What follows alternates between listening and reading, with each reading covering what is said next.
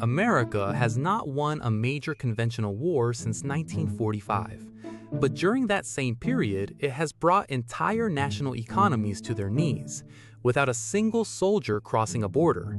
No tanks, no bombs, no invasion, just a phone call to a bank in Belgium. This is the story of the most powerful financial weapon ever built, how a single currency became a tool of control that makes nuclear weapons look like negotiation. And the uncomfortable question at the end, what happens to the rest of the world, including you, when that weapon starts to misfire? To understand the weapon, you first need to understand why the dollar is different from every other currency that has ever existed. Every currency in the world is used to buy things in its own country. You use rupees in India, euros in Europe, yen in Japan. But the US dollar is used to buy things everywhere else too. When Japan buys oil from Saudi Arabia, it pays in dollars. When Brazil buys microchips from Taiwan, it pays in dollars. When Nigeria trades with South Korea, they settle in dollars. Roughly 88% of all global foreign exchange transactions involve the US dollar on at least one side. The dollar doesn't just dominate trade, it dominates the infrastructure of trade. And that infrastructure runs through one country, one city, one financial system. Whenever a dollar transaction happens anywhere in the world, at some point it passes through a US correspondent bank, which means it passes through US jurisdiction, which means it follows US rules, or it doesn't happen at all. This is not an accident, it is by design, and it is the foundation of the most powerful coercive tool any government has ever possessed. The weapon has three parts. Part 1. OFAC, the Office of Foreign Assets Control, a division of the US Treasury Department that most people have never heard of, but arguably the most powerful financial regulator on Earth. OFAC maintains a list, the SDN list, specially designated nationals. If your name appears on that list, you are effectively cut off from the global financial system. No US bank will touch you, no US company will trade with you, and because of something called secondary sanctions, most foreign banks won't touch you either. One list, published by a Treasury office in Washington, with the power to financially excommunicate individuals, companies, and even entire countries. Part 2. SWIFT, the Society for Worldwide Interbank Financial Telecommunications, based in Belgium, technically independent, but heavily influenced by Western governments. SWIFT is the messaging system banks use to communicate globally. When one bank wants to send money to another bank across borders, SWIFT carries the message. Remove a country from SWIFT, and its banks effectively lose access to the financial internet. Iran was removed in 2012. Major Russian banks were removed in 2022, both almost overnight. Part 3. The dollar choke point. Oil powers the global economy, and oil is priced in dollars. If a country's exports depend on oil and it loses access to the dollar system, it cannot easily sell its primary export. It cannot earn foreign exchange. It struggles to import food, medicine, technology. It is not merely weakened, it is suffocated. This is the weapon: a list, a messaging network, and the currency system. Three components that together allow the United States to cripple economies without firing a single shot. Iran is perhaps the clearest example. Before major sanctions in 2012, Iran was a middle-income country with a growing middle class. Then it was removed from SWIFT, its oil exports were restricted, and companies around the world were threatened with secondary sanctions if they did business there.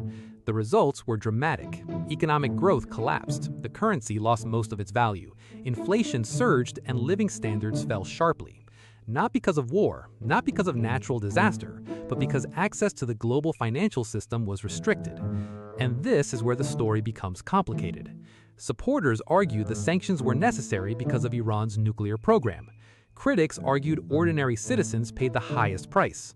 Either way, the weapon worked, at least in the short term. Then came Russia. In February 2022, Russia invaded Ukraine.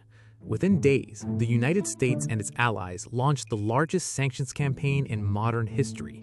Hundreds of billions of dollars in reserves were frozen. Major Russian banks were removed from SWIFT. Global corporations exited the country.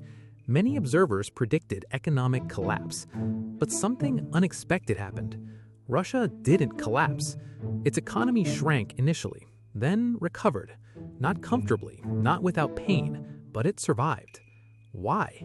Because Russia had assets the world still needed: oil, natural gas, wheat, fertilizer, nickel, titanium. Countries outside the sanctions coalition kept buying: China, India, Turkey, the United Arab Emirates, and others. New payment systems emerged. India paid for some Russian oil in rupees. China expanded settlements in yuan. Alternative banking channels appeared. For the first time, a major economy demonstrated that surviving outside parts of the dollar system was possible. That realization sent a message to every country watching. The message was simple: the weapon has limits, and if you are large enough or important enough, you may be able to withstand it. That changed the conversation, because Russia's survival raised a deeper question. What if countries started preparing for a future beyond the dollar? And that's exactly what happened. The Russia sanctions frightened countries far beyond Russia itself, not because every government opposed the sanctions, many supported them, but because they suddenly understood something. Foreign reserves held abroad are only safe as long as the countries holding them allow them to remain safe. China paid close attention. China still holds hundreds of billions of dollars in U.S. assets, but after Russia, it accelerated efforts to diversify. It reduced treasury holdings, increased gold purchases, expanded development of CIPS, China's alternative payment system. The BRICS countries also began discussing settlement systems that rely less on the dollar. Brazil, Russia, India, China, South Africa, and several newer partners. Meanwhile, India expanded local currency trade arrangements. Saudi Arabia signaled openness to conducting some trade in currencies other than dollars. None of this means the dollar is weak. Far from it. The dollar remains the world's dominant reserve currency. But the trend matters. Every time the dollar is used as a weapon, other countries gain another incentive to build alternatives. The weapon remains powerful, but every use slightly weakens the foundation beneath it. Here is the question most people avoid. Not whether sanctions are right or wrong. Reasonable people disagree. The real question is this: at what point does using the dollar as a weapon begin to undermine the dollar itself? Because dollar dominance is not a law of nature. It is a network effect. Countries use dollars because everyone else uses dollars, because the system is trusted, liquid, convenient. But network effects can change. If enough countries create alternative systems, and those systems become easy enough to use, the dollar gradually loses part of its advantage. The United States benefits enormously from dollar dominance. Economists call it an exorbitant privilege, the ability to borrow cheaply, run large deficits, and enjoy financial flexibility unavailable to most nations. Those benefits exist because the world needs dollars. If the world needs fewer dollars, those benefits become smaller. And this is where the story becomes personal, because any long-term decline in reserve currency status eventually affects ordinary people. Borrowing costs rise, purchasing power weakens, inflation pressures increase. The consequences that were once exported abroad begin returning home. The weapon designed to influence others starts affecting its owner as well. Every use leaves residue, not just on the target, but on the shooter. And that brings us to the larger story.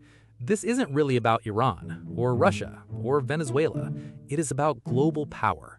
For roughly 80 years, the dollar has sat at the center of an international economic order, an order built, maintained, and enforced by the United States. That system has produced real benefits: relative stability, predictable trade, a framework that allowed global commerce to expand. But it also created the power to punish, to exclude, to isolate. And eventually, every system faces the same question: how much pressure can it apply before it begins damaging itself? The dollar remains the most powerful financial weapon ever created. Nothing else comes close. But every weapon has a lifespan. And sometimes, the more often it is used, the faster it approaches its limits.